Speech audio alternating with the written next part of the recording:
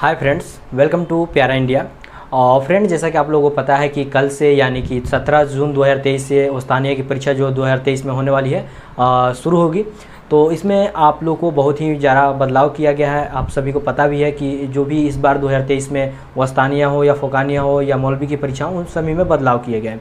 तो क्या बदलाव किए हैं उसको पहले हम आपको बताएंगे। फिर आपको जो परीक्षा है उसमें क्या क्या बातें को ध्यान में रखने हैं, कैसे आपको आंसर लिखने हैं, कितने प्रश्न का जवाब आपको देना होगा, ये सारी चीज़ें आपको जानकारी इस वीडियो के माध्यम से मिल जाएगी। इसलिए वीडियो को पूरा वॉच करें। और किसी तरह के आपको डाउट रहता है तो आप कमेंट करके पूछ सकते हैं।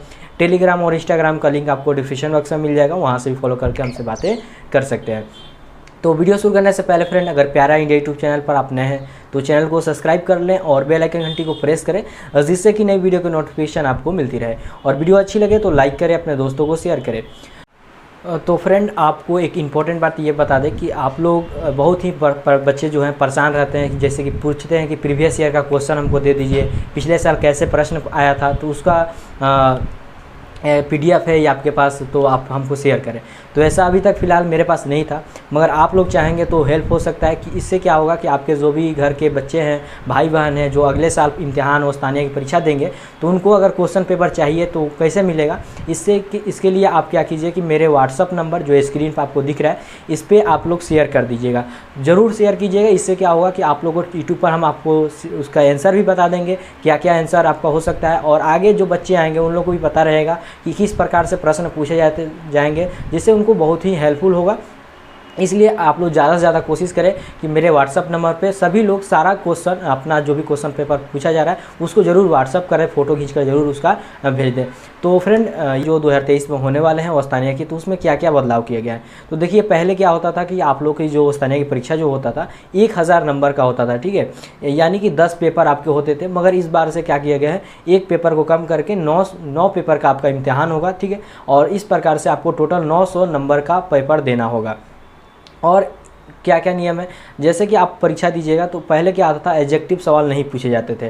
पहले आपको ज़्यादा सवाल लिखने के लिए दिए जाते थे, आपको लिख कर आंसर देना रहता था। जैसे कि 1 लाइनर भी क्वेश्चन पूछे जाते जिसका एक ही वर्ड में आपको आंसर लिखना रहता था, मगर उसमें क्या होता था कि आपको मालूम नहीं रहता था, जिससे आप गलती कर बैठे थे। मगर इस बार से क्या किया गया है कि आपको एक प्रश्न दिए जाएंगे, उसमें 4 ऑप्शन रहेंगे, ठीक है। उस चारों ऑप्शन में एक ऑप्शन जो होगा सही होगा, उसमें से आपको सेलेक्ट करके आपको लिखने होंगे। तो इस प्रकार से आपको 30 ऐसे प्रश्न पूछे जाएंगे, 30 नंबर के, जो कि एडजेक्टिव टाइप के रहेंगे और आपको कम समय में अच्छे नंबर आप प्राप्त कर सकते हैं। तो सबसे पहले आपको ये एक फ़ायदा हो चुका है। दूसरा फ़ायदा क्या किया गया है कि अब आपको कम लिखना होगा, ठीक है, आपके पास समय ज़्यादा रहेगा, जिससे कि आपको कम लिखना भी है। शॉर्ट क्वेश्चन आपको पूछे जाएंगे 30 नंबर के। इसमें क्या होगा कि अब 30 नंबर बोला गया कि 30 नंबर के शॉर्ट क्वेश्चन रहेंगे, तो 5 क्वेश्चन पूछे जा सकते हैं या 4 क्वेश्चन पूछे जा सकते हैं। मिनिमम 5 क्वेश्चन हो सकता है कि आपको आंसर लिखना होगा। तो वहाँ पर देखिए, सबसे पहले जैसे ही आपको क्वेश्चन पेपर मिले तो वहाँ पर आपको चेक कर लेना है कि कितने सवाल का जवाब टोटल देना होता है। ऊपर ही लिखा रहता है, या जहाँ पर आपका शॉर्ट क्वेश्चन दिया जाएगा वहाँ भी आपको ऊपर लिखा रहेगा कि इसमें से कितने सवाल को आंसर देना है। ये नहीं कि आप सभी सवाल का जवाब देने बैठ जाइएगा, पहले आपको देख लीजिएगा कितने सवाल का जवाब आपको देना है, उसी के अनुसार से आप जवाब दीजिएगा।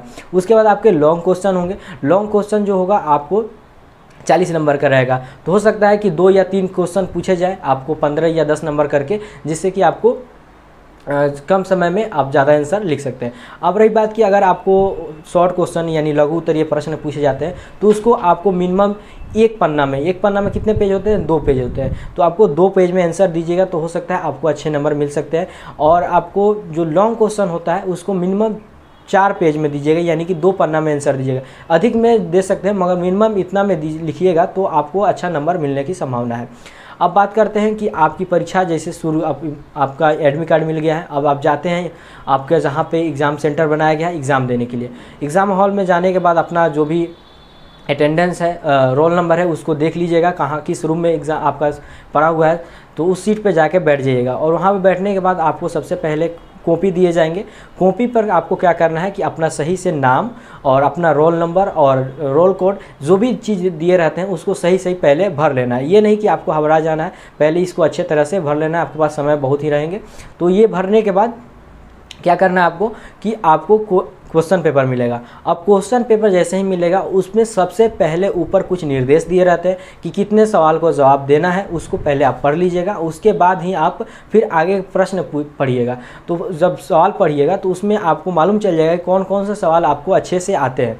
इससे क्या है फ़ायदा कि जो सवाल आपको पहले से याद हैं या जिस पे आपको पता है कि हम इसका आंसर अच्छे से लिख सकते हैं, उसको पहले लिखिएगा और उस पर ज़्यादा समय दीजिएगा और उसको अच्छे से राइटिंग बनाकर लिखिएगा। जैसे कि मान लीजिए कि आपको शॉर्ट क्वेश्चन लिखना है तो इस पर लगभग 15 मिनट आपको समय देना होगा, ठीक है। 15 से 20 मिनट में आप उसको आंसर अच्छे से लिख दीजिएगा पूरा सजाकर। इससे क्या होगा कि आपका पहला सवाल अच्छा सा लिखा रहेगा, अच्छा राइटिंग में लिखा रहेगा, तो उससे टीचर पर जो कॉपी चेक करते हैं उनको प्रभाव पड़ता है और वो अच्छे नंबर देते हैं। इससे आपको अच्छे नंबर मिल सकते हैं। या लॉन्ग क्वेश्चन लिखते हैं तो लॉन्ग क्वेश्चन में मिनिमम आप 30 से 35 मिनट आप दीजिएगा लॉन्ग क्वेश्चन के लिए। घड़ी जरूर पहन के जाइएगा, स्मार्ट घड़ी नहीं पहनिएगा क्योंकि अलाउ नहीं होगा ऐसा, या आपके रूम में है तो उसको टाइम देखकर, टाइम मैनेजमेंट करके लिखने से फ़ायदा ये होता है कि आप कम समय में अच्छे से आंसर लिख सकते हैं और आपको हर सवाल का जवाब। अब क्या होता है, बच्चे क्या करते हैं कि एक ही क्वेश्चन में 1 घंटे के समय ले लेते हैं या 45 मिनट या 40 मिनट ले लेते हैं। इससे उनके पास समय कम हो जाता है, क्वेश्चन ज़्यादा लिखने रहते हैं और वो क्या करते हैं, क्वेश्चन नहीं लिख पाते हैं। तो देखिए कॉपी जब चेक होता है तो उसमें अगर आप सवाल का जवाब दिए रहेंगे, जिस सवाल का नंबर डालकर उसी का नंबर दिया जाएगा। अब मान लीजिए आपको 5 प्रश्न लिखने थे, आप 3 ही क्वेश्चन लिख पाए तो आपके 2 क्वेश्चन का आंसर लिखे ही नहीं है तो उसका नंबर कहाँ से मिलेगा।